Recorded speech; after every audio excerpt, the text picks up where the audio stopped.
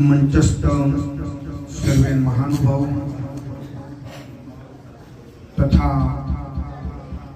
नडियादना विविध અને સામાજિક ક્ષેત્રે જોડાયેલ સર્વે મિત્રો તથા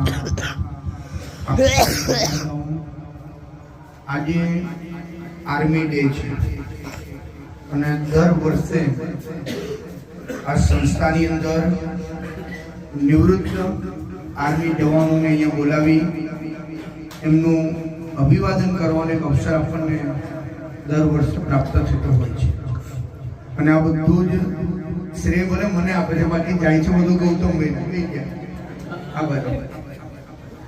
એટલે ખાસ તો ગૌતમભાઈનો પણ આભાર માનું કે નડિયાદની અંદર કોણ કયા ખૂણામાં કયું કામ કરે છે અને કેવું કામ કરે છે એની જો સંપૂર્ણ માહિતી જો કોઈની પાસે હોય ને તે ગૌતમભાઈ પાસે મળે.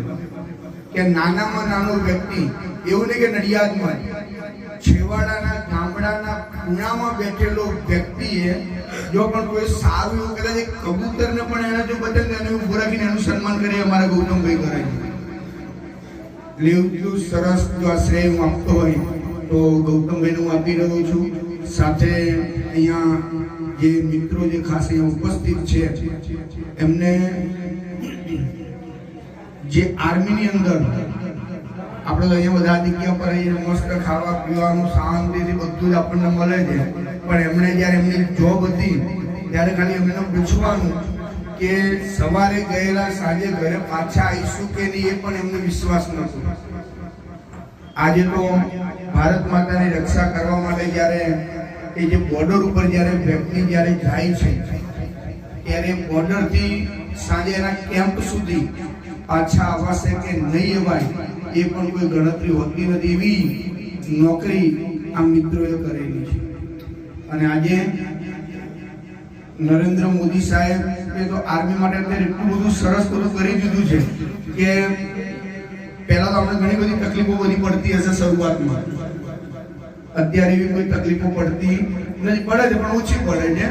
પણ જ્યારે એમના સમયની અંદર જ્યારે હતું ત્યારે ઘણી બધી તકલીફો ભોગવી અને આપણા સૌને રાજી રાખવા માટે, ખુશી રાખવા માટે, આપણે આપણું જીવન આપણા પરિવાર સાથે શાંતિથી જીવી શકીએ એના માટે આ મિત્રોએ બોર્ડર સુધી જઈને લડાઈ કરેલી. આપણે એક દાદા અહીંયા હતા, કદાચ તમને ખબર હોય તો અહીંયા ગોળી વાગેલી હતી. એ દાદા હમણાં વર્ષ પહેલા ધામમાં ગયા. એ દાદાનું પણ ગઈ સાલ આ જગ્યા પર આપણે એમનું સન્માન કર્યું હતું, પણ એ દાદા અત્યારે હયાત નથી. એટલે ખાસ તો તમે જે અમારા માટે જે મહેનત કરી છે અને અમને બધાને, અમારા પરિવારને, દેશ માટે તમે જે રક્ષા કરી છે એ બદલ સર્વે આર્મી મિત્રો, આર્મી જવાનોનો હું ખૂબ ખૂબ આભાર માનું છું. અહીં નડિયાદના સામાજિક અને અગ્રણી જે સેવાર્થીઓ જે અહીંયા બેઠા છે એમનો પણ હું હૃદયથી આભાર માનું છું કે આપે પણ આ સમય અહીંયા ઉપસ્થિત થયા છો એ બદલ આપ સર્વેનો આભાર. ખૂબ આભાર મહારાજ. આ સંસ્થા એવી છે કે રેડીમેડ અમારે અહીંયા એક વાત